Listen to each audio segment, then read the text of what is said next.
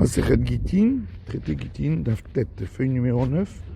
Nous sommes à la feuille 8, 3 lignes avant la fin. Ditnan, comme nous avons vu, cette opinion de Rabbi Shimon dans une Mishnah. Hakotev kol nechasav le abdo, celui qui écrit, qui fait une donation de tous ses biens à son esclave cananéen, Yatsa ben Chorin, ce dernier est affranchi puisqu'il fait aussi partie de ses biens.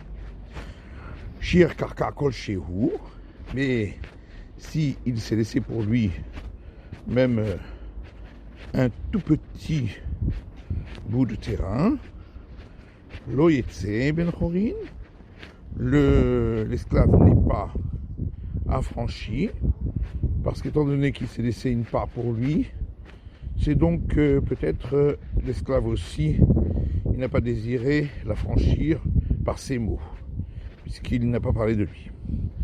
Rabbi Shimon Omer, Rabbi Shimon dit, Eolam ben Chorin, que dans tous les cas, il est considéré comme affranchi Ad Shomar, sauf s'il dit Kol nechosai netunim diploni avdi, tous mes biens sont donnés à un tel mon esclave, chutz me'echad meribo shebahen, sauf un 10 millième de ses biens, car c'est peut-être lui le 1/10 millième.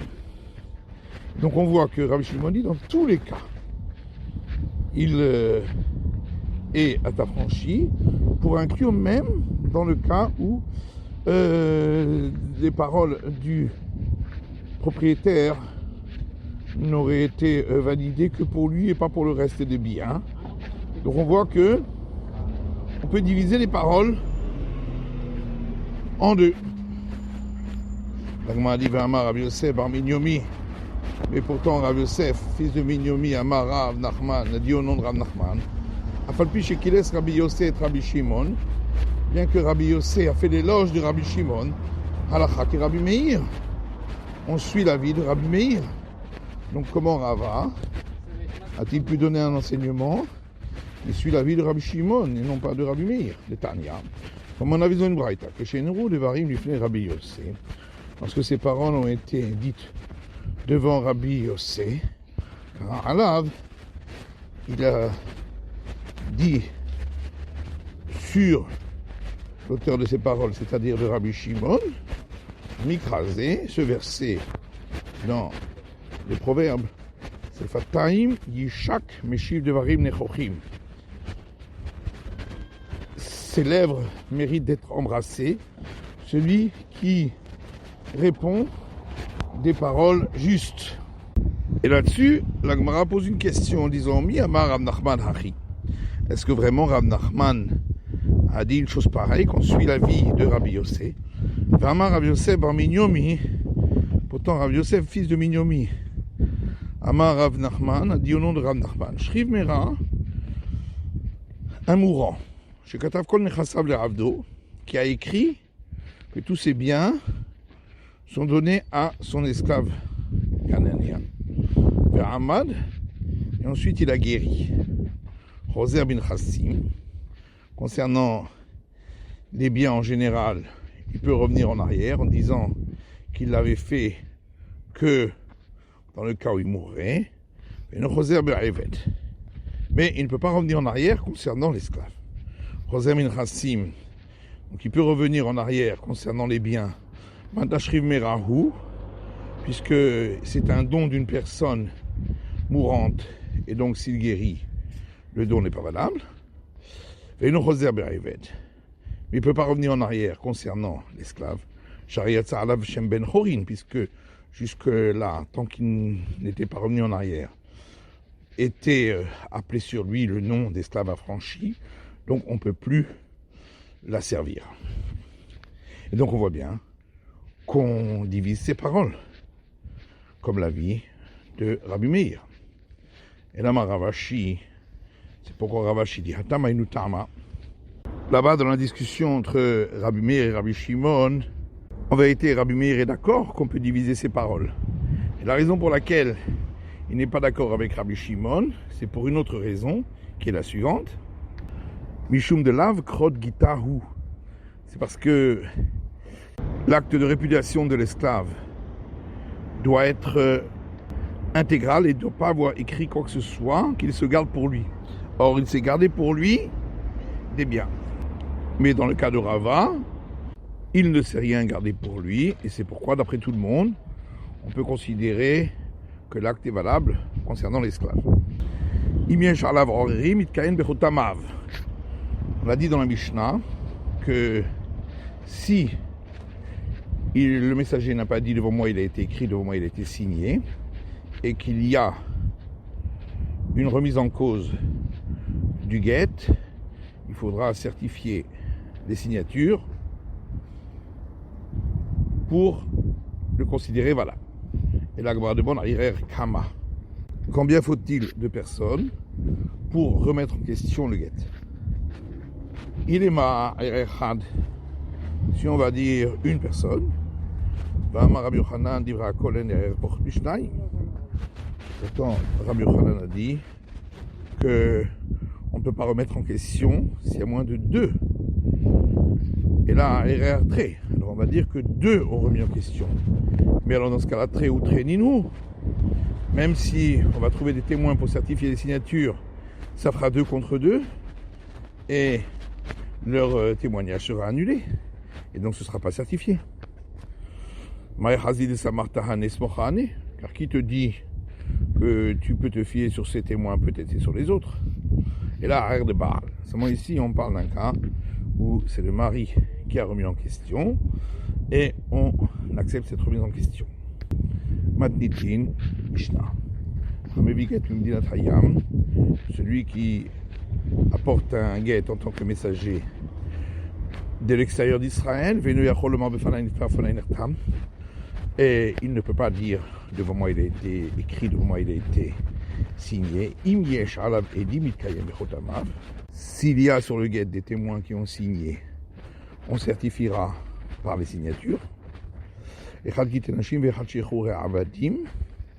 ce soit les actes de divorce des femmes et que ce soit les actes de libération des esclaves, Chavou, ont tous les deux les mêmes règles. Les molé chulmevi concernant celui qui amène l'acte en dehors d'Israël ou celui qui le ramène en dehors d'Israël.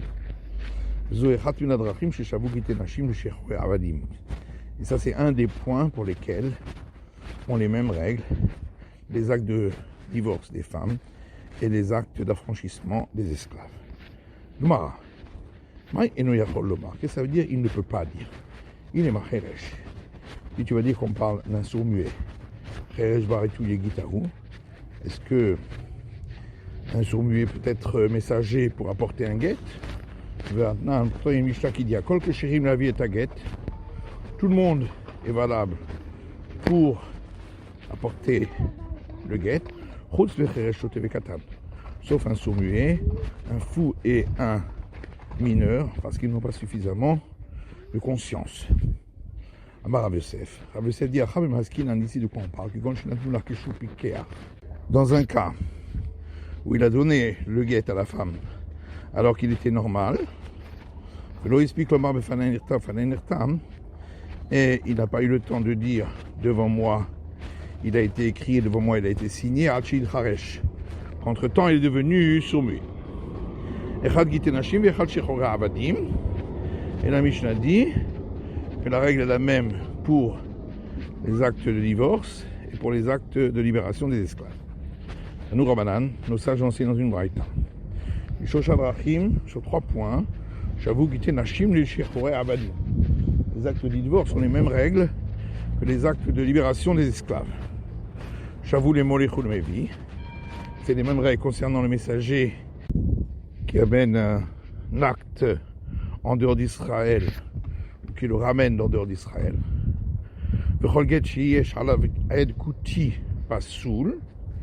Et concernant la règle qui dit que tout acte écrit sur lequel il y a un témoin qui vient du peuple des Koutis, cet acte n'est pas valable,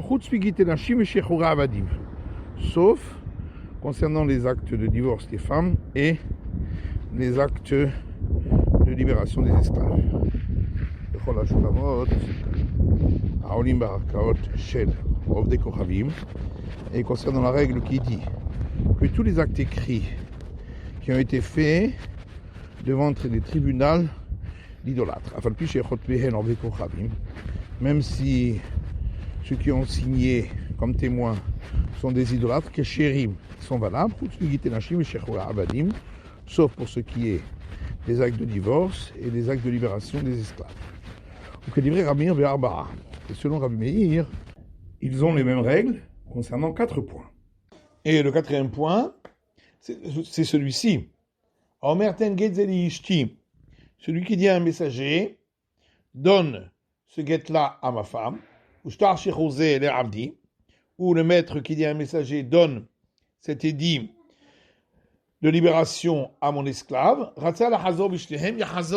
étant donné que il ne peut pas nommer un messager de leur part à eux, puisque c'est à leur détriment, c'est pourquoi c'est uniquement un messager de sa part à lui, et donc s'il veut revenir en arrière, dans les deux cas, il peut revenir en arrière, livrer Rabbi Meir, c'est l'avis de Rabbi Meir.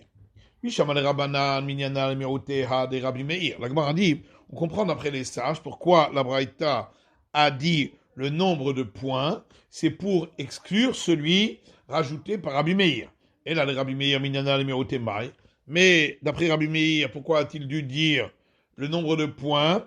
C'est pour exclure quoi? Le Meroté Adetania, c'est pour exclure la Braïta suivante qui dit Elim Shein Yodaim Lartom, des témoins qui ne savent pas signer. Mais Karim Lahem Liar Halak, on déchire pour eux un papier vierge, au Memal Imetakraim Dio, et on fait les formes des lettres de leur nom, et ils remplissent ces endroits troués avec de l'encre, et ainsi ils signent leur nom. Amar Rabban Shimon Gamiel dit Bamed Varim Amorim Begite Nashim. Ce qu'on a dit là, c'est uniquement pour les actes de divorce, aval shechurei avadim, mais pour les actes de libération des esclaves, ou charkol ashtarot, et tous les autres actes écrits. Im yodim likrot de l'artom chotmim, s'ils savent lire et signer, ils signeront. Veim lav en chotmim, et sinon ils ne signeront pas. Donc dans ce cas-là, effectivement, les actes de divorce des femmes n'ont pas les mêmes règles que les actes de libération des esclaves. Et la Gemara dit Kriya man dachar shmeh. Pourquoi la Braïta a parlé du cas où ils ne savent pas lire? Qui a parlé jusque-là de la lecture pour en parler? Hasure Mirsera. La Gemara dit effectivement, il manque un morceau dans cette Braïta. Vachikatani. Voilà comment il faut lire. Edim shein yodim likrot. Les témoins qui ne savent pas lire. Korin ifnehem. On lit devant eux l'acte pour qu'ils puissent se signer. Vechotmin. Et ainsi ils peuvent signer. Shein yodim lertom. Ceux qui ne savent pas signer, mais Karim, Lahem, on déchire du papier, etc. La Gemara dit tous les cas. Est-ce qu'il n'y a pas d'autres cas où les actes de divorce ont les mêmes règles que les actes de libération des esclaves? Veraïka, voilà qu'il y a encore d'autres cas. Omer tenuged zeli ishti ou shtar shichurze le abdi. Celui qui dit donner ce guet à ma femme ou donner cet acte de libération à mon esclave, vous mettez, il est mort, ils ne pourront pas donner cet acte-là après sa mort, parce que il n'y a pas de possibilité de divorcer ou de libérer un esclave après la mort du mari ou du maître de l'esclave. Et s'il dit, tenu mané ploni, donner la somme d'un mané à un tel, ou mettre, il est mort, ils pourront le donner après la mort, c'est son testament. Pourquoi on n'a pas rapporté ce cas? La Gemara dit nous on a parlé uniquement des cas qu'on ne peut pas trouver dans les autres actes écrits. Mais des cas qui s'appliquent également aux actes écrits. Lokatani, ils n'ont pas été enseignés. Car Ravin a envoyé un message au nom de Rabbi Avaou. Et vous, Yodaïn, sachez, chez Shala Rabbi Lazar les Gola. Rabbi Lazar a envoyé à la diaspora le message suivant, Mishum Rabbeinu, au nom de notre maître, Shimera chez Amar, un mourant qui a dit, Kitvu utnu mané liploni, écrivez un acte et donnez la somme d'un mané à un tel, Oumet, et il est mort, celui qui l'a dit, En kotvin venotnin, on ne pourra pas écrire l'acte et lui donner l'argent, chez Malogama l'actoto et la bishtar. parce que peut-être qu'il n'a voulu lui faire l'acquisition de cet argent uniquement par un acte écrit, Inch'Allah Hamita. Or, l'acte écrit ne peut pas être valable pour acquisition après la mort. La Gemara dit Vaïkalishma. Il y a encore le cas du fait que ça doit être écrit au nom de la personne en question, et c'est valable et pour le divorce et pour les actes de libération des esclaves. D'après Rabat, on peut dire que ça c'est le cas qui a été rapporté du messager qui amène le guet en dehors d'Israël ou qu'il ramène en dehors d'Israël, où il doit dire la formule de notre Mishnah, justement parce que on craint qu'ils n'ont pas fait au nom de la personne en question, et donc cette règle-là est bien enseignée. Et là, les Rava Kashia, mais la question, elle est pour Rava, puisque lui dit que le messager doit dire cette formule pour une autre raison. Mais tout ben Rava, de plus, que ce soit pour Rava, que ce soit pour Rava, Haïka Mechouba, il y a encore un autre cas sur lequel le divorce, l'acte de divorce a les mêmes règles que l'acte de libération d'esclaves. C'est le fait que dans les deux cas, c'est pas valable si ça a été écrit sur une feuille qui était rattachée à l'arbre, donc au sol. La Gemara a dit Katani Psula de Rabanan, que la Braïta n'a parlé que de ce qui rend impropre de par institution rabbinique. De Braïta lo Katani. Mais ce qui n'est pas valable de par la Torah, on n'en a pas parlé. Varkaot Shelov de Kochavim. Je me dis, ben voilà, le cas de ce qui a été fait devant des tribunaux non-juifs, avec des témoins non-juifs, de Psula d'Oraïtaou. Il s'agit de quelque chose qui est invalide de par la Torah. Bekatani, et on l'a enseigné. La Gemara dit, Ba'ele Metzira ou Krabil Hazar. Tamar de Metzira Karté. On parle d'un cas où, effectivement, les témoins qui ont signé sur l'acte étaient des non-juifs, mais les témoins devant qui le guet a été donné étaient juifs, et on suit l'avis de Rabbi Lazare qui dit que ce qui fait le divorce ou la libération d'esclaves, c'est des témoins devant lesquels l'acte a été remis.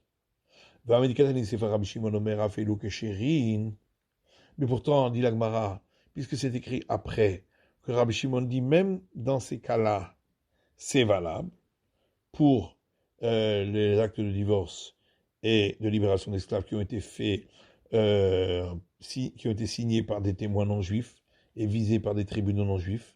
Rabbi Shimon le Shitato chez Rabbi Lazare. Et Rabbi Zera a dit que Rabbi Shimon a suivi l'opinion de Rabbi Lazare, d'Ama et des Messira Karté, qui dit que ce qui fait le divorce, ce sont les témoins devant lesquels l'acte a été remis. Mika de Tanakama, Savar, Lo. Donc ça veut bien dire que, d'après le premier avis, on ne pense pas ainsi. Et la Gemara répond Ikabenaï Shemot Muvhakim. Non, en vérité, les deux pensent comme Rabbi Lazare. La différence entre les deux, c'est dans le cas où les témoins qui ont signé étaient non-juifs et avaient des noms typiquement non-juifs. Et donc, on ne craint pas qu'on va utiliser ces témoins pour remettre le guet, puisqu'on sait très bien qu'ils sont non-juifs, puisqu'ils ont des noms typiquement non-juifs. Dans ce cas-là, effectivement, d'après Rabbi Elazar, il y a une discussion de savoir est-ce qu'on accepte ces témoins ou pas, et c'est ça la discussion entre le premier avis et celui de Rabbi Shimon. C'est la fin de l'étude du Daf Tet de la feuille numéro 9.